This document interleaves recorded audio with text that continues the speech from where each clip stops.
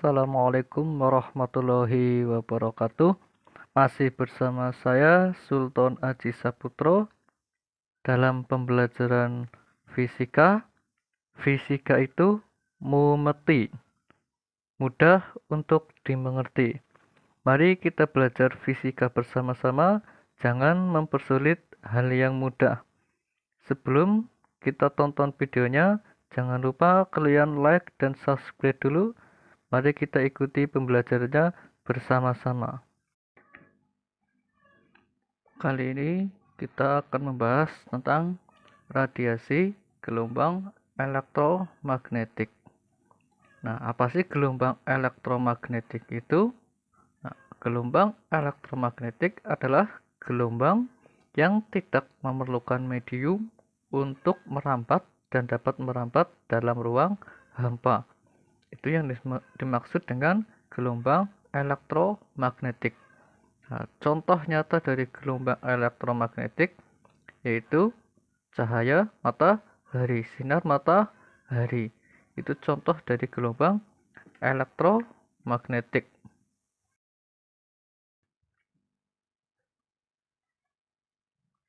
Selanjutnya sketsa gelombang elektromagnetik.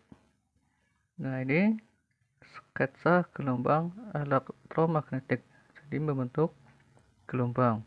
Di situ ada panjang gelombang, ya, ada yang merah, ada yang biru.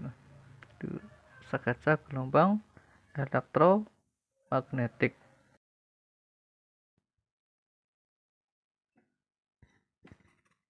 Selanjutnya yaitu sifat-sifat gelombang elektromagnetik.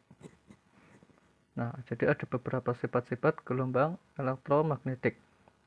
Yang pertama, sifat yang pertama itu perubahan medan magnet dan medan listrik terjadi pada saat yang sama sehingga kedua medan memiliki harga maksimum dan minimum pada saat yang sama dan pada tempat yang sama. Nah, itu sifat-sifat gelombang elektromagnetik yang pertama. Perubahan medan magnet dan medan listrik terjadi pada saat yang sama. Terus yang kedua, sifat-sifat yang kedua, penjalaran medan magnetik tegak lurus dengan arah rambat gelombang sehingga merupakan gelombang transversal. Nah, gelombang itu akan ada dua, ada gelombang longitudinal, ada gelombang transversal. Itu sifat yang kedua. Yang ketiga, mengalami peristiwa pemantulan, pembiasan, interferensi, difraksi, dan polarisasi. Jadi gelombang elektromagnet itu mengalami pemantulan, pembiasan, interferensi, difraksi, dan polarisasi.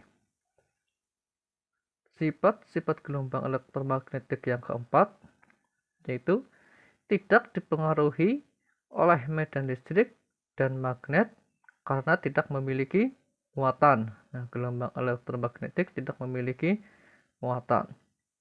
Nah, terus yang kelima, dalam ruang hampa itu ruang yang tidak ada udara, merambat dengan kelajuan 3 kali 10 pangkat 8 meter per sekon. Itu kecepatan cahaya. Kecepatan cahaya itu 3 kali 10 pangkat 8 meter per sekon. Kecepatannya akan berubah jika merambat pada medium yang memiliki kerapatan yang berbeda. Jadi tergantung medium perambatannya. Nah, kalau misalkan kita jeprekan lampu, itu kan cahayanya langsung merambat, itu cepat sekali. Nah, itu kalau dihitung 3 kali 10 pangkat 8 meter per sekon itu kecepatan cahaya. Itu sifat-sifat gelombang elektromagnetik, yaitu ada 5.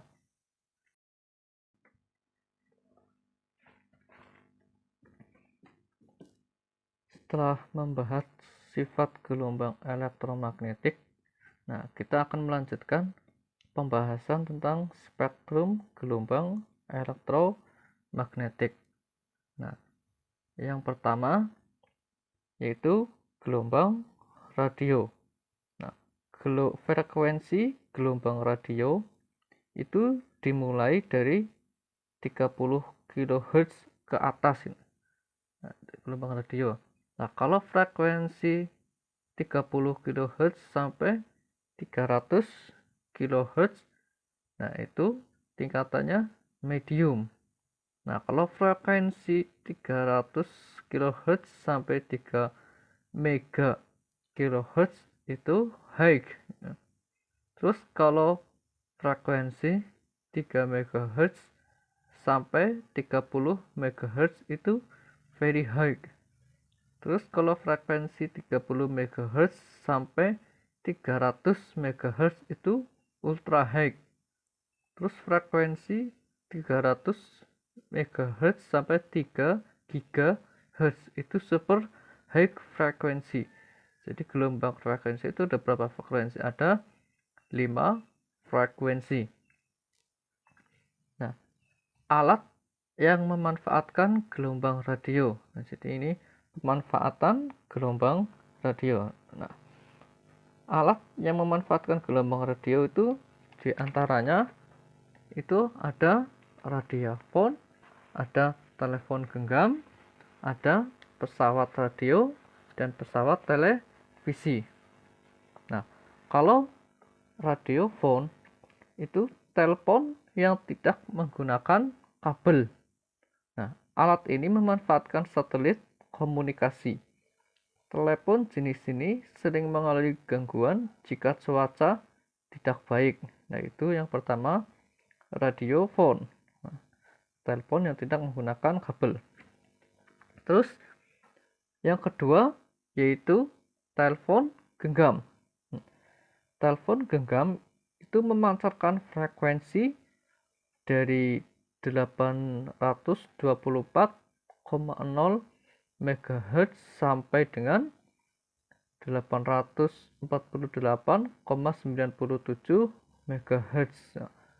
Sinyal yang diterima telepon genggam dari 869,04 MHz sampai dengan 893,07 MHz. Nah, sinyal telepon genggam memanfaatkan gelombang radio pada frekuensi ultra tinggi atau pada gelombang ultra pendek.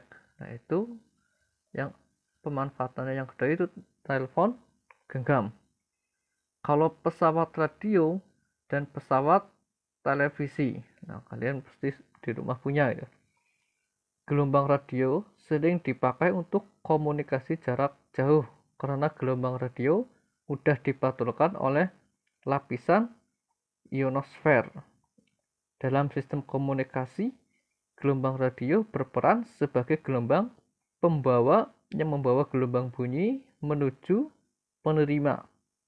Ada dua cara membawa gelombang bunyi, yaitu amplitudo modulation atau kita sering mendengarnya AM, dan frekuensi modulation atau kita sering mendengar namanya FM. Ada AM, ada FM, walaupun sekarang AM itu sudah jarang, sekarang adanya FM. Nah, itu pemanfaatan gelombang radio. Ada radiofon, ada telepon genggam, ada pesawat radio, dan pesawat televisi.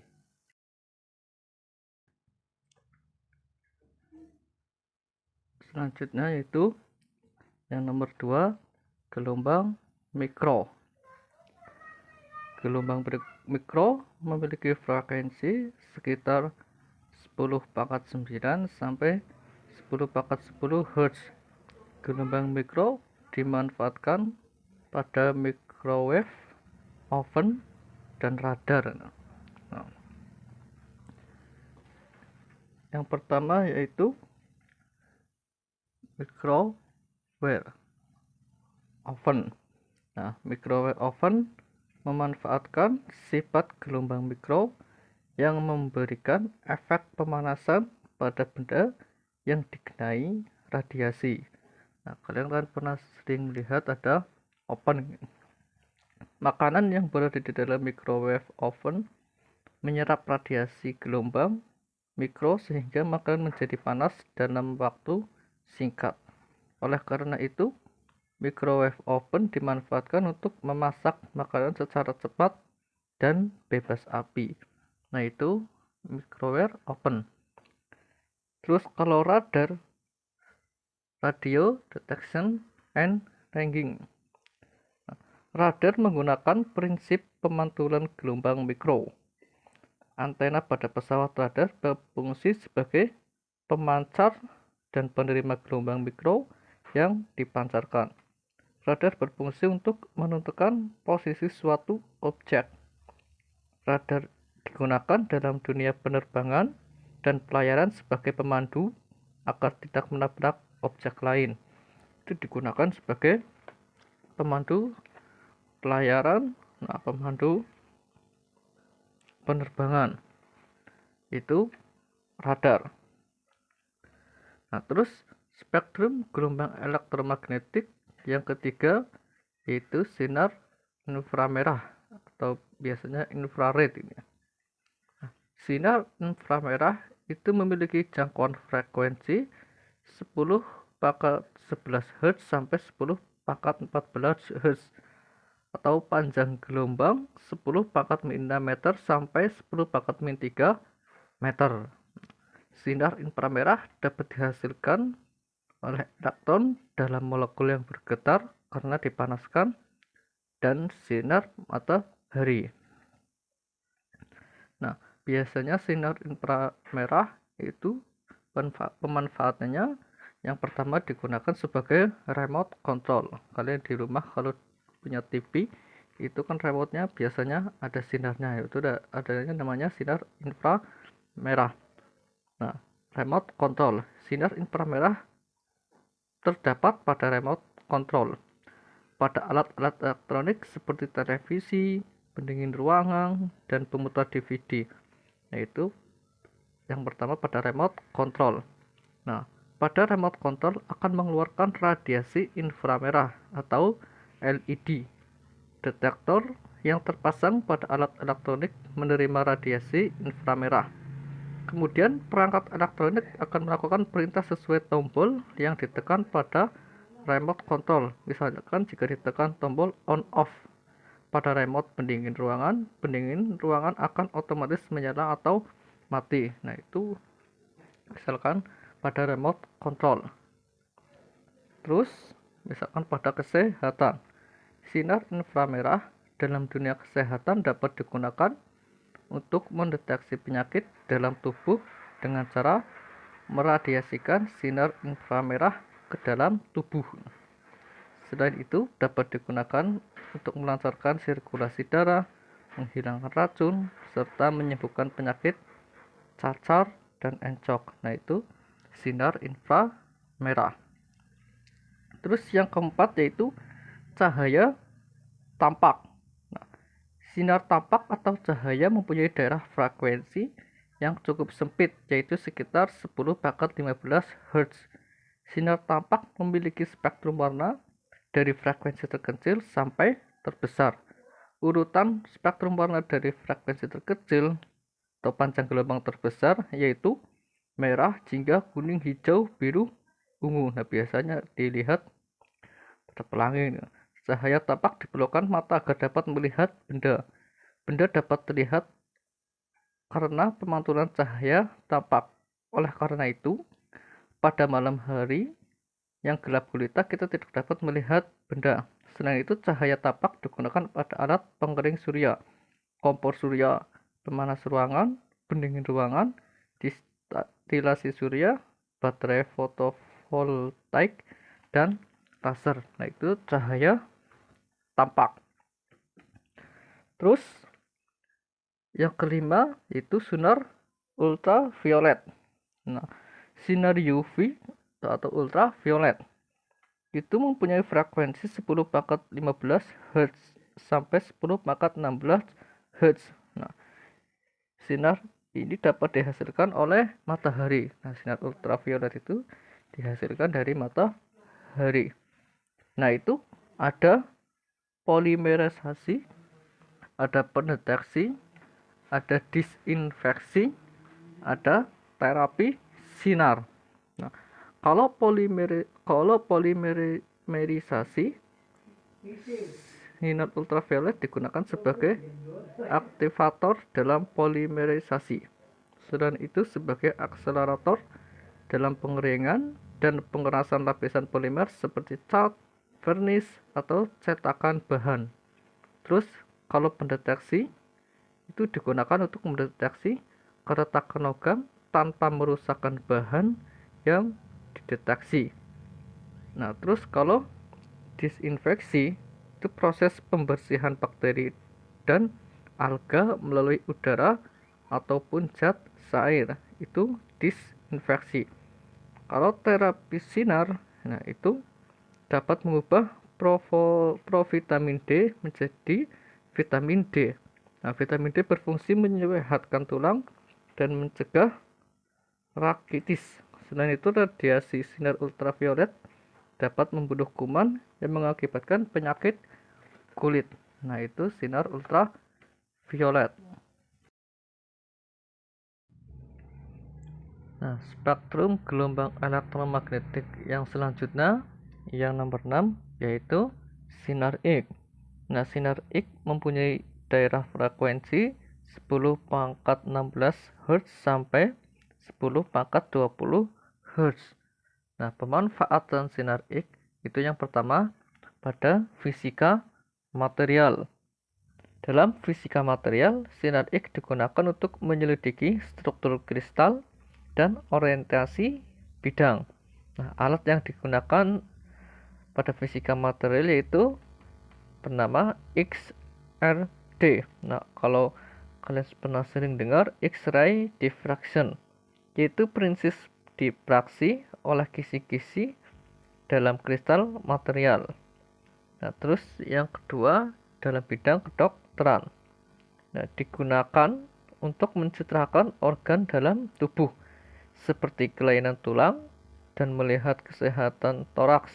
Nah, proses ini sering kita kenal disebut dengan Röntgen, yaitu pemanfaatan sinar X. Nah, yang ketujuh itu ada namanya sinar gamma. Nah, sinar gamma itu memiliki frekuensi antara 10⁻20 Hz sampai 10⁻25 Hz. Nah, sinar gamma merupakan gelombang elektromagnetik yang memiliki daya tembus dan sangat kuat sehingga dapat menembus pelat besi tipis. Nah, sinar gamma yang dihasilkan dari inti-inti tidak stabil sering digunakan untuk membunuh sel-sel kanker dan sterilisasi alat-alat kedokteran. Nah, itu pemanfaatan pada sinar gamma. Terus bahaya gelombang elektromagnetik, selain ada manfaatnya, itu gelombang elektromagnetik juga memiliki resiko. Nah, yang pertama yaitu radiasi sinar UV secara berlebihan. Nah, itu dapat mengakibatkan kanker kulit, gangguan penglihatan, dan mengganggu keseimbangan alam seperti pengaruh buruk terhadap tanaman dan kehidupan bawah air seperti plankton dan benih ikan. Itu bahayanya juga. Nah, terus penggunaan sinar X yang melebihi batas. Nah, batas normal itu dapat mengakibatkan pemusnahan sel-sel dalam tubuh. Nah, perubahan struktur genetik suatu sel, penyakit kanker, rambut rontok, serta kulit menjadi merah dan berbisul. Itu bahayanya juga. Terus yang terakhir, sinar gamma dari nuklir. Nah, itu dapat menyebabkan jumlah kematian terbesar dalam penggunaan senjata nuklir di sebuah perang nuklir. Nah, pada saat Perang Dunia I, Perang Dunia II, itu kan banyak menggunakan teknologi nuklir, bom atom. Nah, itu tentang spektrum gelombang elektromagnetik, dari manfaatnya sampai bahayanya. Nah, itu pembahasan tentang radiasi elektromagnetik. Sampai sekian dulu. Jangan lupa kalian catat di buku kalian sebelum kalian keluar, like dan subscribe dulu. Wassalamualaikum warahmatullahi wabarakatuh.